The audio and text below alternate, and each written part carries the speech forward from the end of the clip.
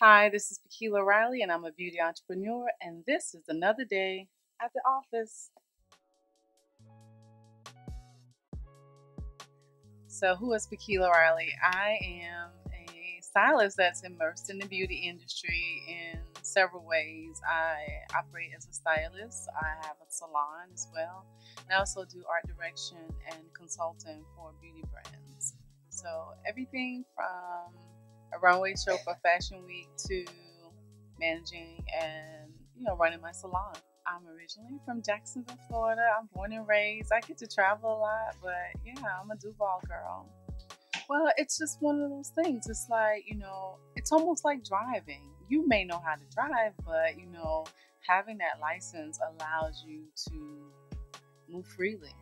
You don't want to, and I say that because, a license doesn't necessarily say you have talent, but that license is the next step for you to elevate your talent. It'd be a shame for you to be very talented, not go through the steps of becoming licensed so that you can be in a situation to show off that skill set. So you're not going to be able to work with bigger beauty brands or do consulting or education without that. So it's like we always have to pair some sensibility with our talent. And that's what I find is the biggest challenge being in an artistic field is sometimes you see people who can't necessarily become practical in the sense that in which they need to. So definitely, you definitely want to go on and get your license because that really begins to open up the doors to all that you can do in beauty. It starts there. You'll see that online. You'll see things like, this person can do that, or I think such and such is better, or this person can slay hair. And I can tell you that excelling in this industry is not just about talent. You definitely have to have that talent. But the people that you see moving and navigating and going into these spaces, and you wonder like, how are they getting there? How are they getting these opportunities? It's just that these particular talented people have paired practicalness or readiness with that, and oftentimes that's a big challenge for artistic types. Hairstylists would be in the same category as musicians and painters, and we deal with so much. We're pretty much in our right brain and so much of the time, and that's not our practical side. So you really have to balance yourself and discipline yourself to say, you know what, I need to take care of these things. I need to, make sure that my paperwork is done. I need to research these things. So, trying to keep a balance as an artistic person and not totally lose yourself in your craft. Because if you totally lose yourself in the craft, you may not grow financially. You may not grow in business wise. You definitely have to keep that very academic side of your brain going, that part that is practical, that part that will seek out information, and also pair with people who know more than you. Yeah, definitely I would definitely say the talent, because people can say, they are where they are because they did so much marketing. But if I was putting out trash images or trash hair, then I could certainly be ruining my reputation as well. So, where it is very important that you put your work out there and you connect with people and definitely understand the value of marketing, first and foremost is developing your craft. I would say, like, would practice, I would take classes. So, sometimes we want to present it to the world as if, you know, your success or what you're accomplishing is without any input along the way, but that's just not the case. So you definitely have to prioritize elevating your craft, and you can never get settled with what you know. The minute you feel like you're the best and you know what you know, and that's kind of when you're done. And I think for me, I feel like I've come more into a space of being secure with myself now that I'm, at this age. We're not going to discuss this age, but I think literally some of that vulnerability, some of that insecurity, really is what pushed me to become really good. Because I always would look at anything that I did and see what I could have done differently. And so what you saw in that growth was really a critique of my work. I really picked my own stuff apart that's what pushed me to be better. You know, I meet stylists that are like NAHA winners, multiple NAHA winners. If anybody doesn't know what that is, that's the North American Hairstyling Awards, and that is like world class, top tier. And so it's like you can't just say, "Oh, I'm good and I'm on top," and because you're comparing that to what you see at home. You better look abroad. You better look globally. You better see what really is top tier, and connect with those people in, you know, from a vulnerable space as to how can you help them, how can you learn, and then just know that you still have to keep learning. You're never done. Yeah. I think behind the scenes, so you always have that private life, the same way we do with social media. You know, we share enough because we are in this field, and that is the game. That is a part of our tool belt. The same way your lens is a tool, my shears are a tool, social media is a tool. But there are certain aspects that you may not necessarily share. That's how you have to kind of develop your craft. You know, so for example, you definitely want to be a well-rounded artist because all of things are going to come into place. But in today's market, you definitely want to try to niche and specialize because there is so much conversation and so much content out there. You really want to kind of create a space where people identify you with the space. And don't have your phone on during an interview.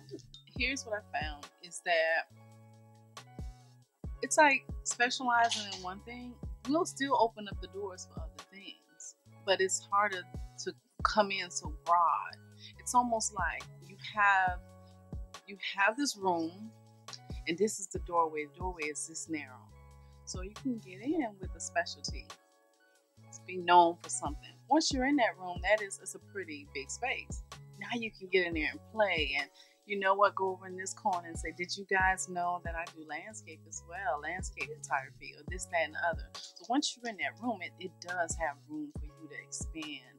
But I think going in, you want to be known for something. You want to captivate people with that thing that you do, that you feel that you have the eye for, you have the craft for, you have the intuition for.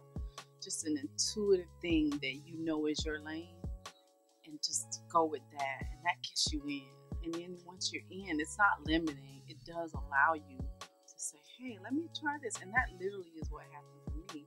Cut and color I just knew it intuitively, not in a cocky sense. Intuitively, I knew that I understood and saw cut and color in a different way than others around me. And so I would do long hair, I would do sew-ins, and I would do wigs. But you guys were not seeing that. I showed you what I wanted to share about myself. The same way we do with our social media. I showed you my cuts. I was doing all other hair, but I showed what I felt was the best of me. And so that allowed me to get into the space, and within that space, oh well, I'm working on texture, and I'm working on long hair, and I'm working on multicultural hair, and now I'm consulting, and now I'm this. But it literally started with focusing in an area. And also too, that's the same case for Salon PK. Salon PK, like right now, we're probably at maybe 60 to 50% natural hair. But we made our claim to fame in the city was cut and color. You know, you knew that we did real hair. We were doing sew-ins.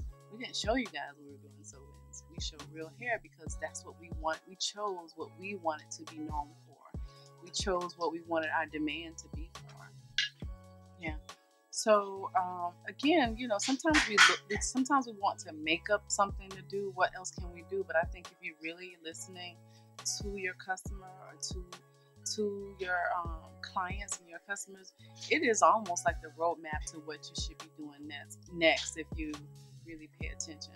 So, for example, you know, whatever it is that people follow up with you after your initial service, that literally is your next stream of income. What is the thing that people ask you for? What is the thing that people inquire most about as it relates to your brand or your service? That is literally the space in which you should go in, because it's not about let me sell, but it's an extension of your service. So for us, it was, you know, keeping hair on hand, and it wasn't just keeping straight hair, but it was keeping textured hair, very highly textured hair, tight hair, hair that was considered to be nappy years ago. These are the things that our clients wanted, because it protected their hair and it didn't cause them to over-flatten and things like that. And so just out of being servicing them and keeping it convenient, oh, well, we'll get it for you, we'll have it here when you come, that created the next thing. And then, when you're really intuitive to what your customer is asking for, you don't ever have to sell anything to them. They're already asking you for it. And so that's how True and Pure Texture was birthed. And it started in-house, and it was in-house literally for like 4 years, because I was like, everybody's doing a hairline, I don't want to do a hairline. But we do have something unique, and the textures is what makes it unique, because that's what when we listen to our clients, that was what they wanted. Yeah, on Elle Magazine, like totally, like, right? It's somewhere up there. But that was amazing. And they called, and I was like, we're like, it's one of those things, you think you submit for it, you jockey for it, but, just through editors and social media and different PR situations, we somehow came up in that list. And they called and did an interview with them, and I was like, oh my God, we're from Jacksonville, Florida, and we are in Elle Magazine, the Elle Magazine, as top 100 salons in the country. And I think that was certainly a high moment for me and my team.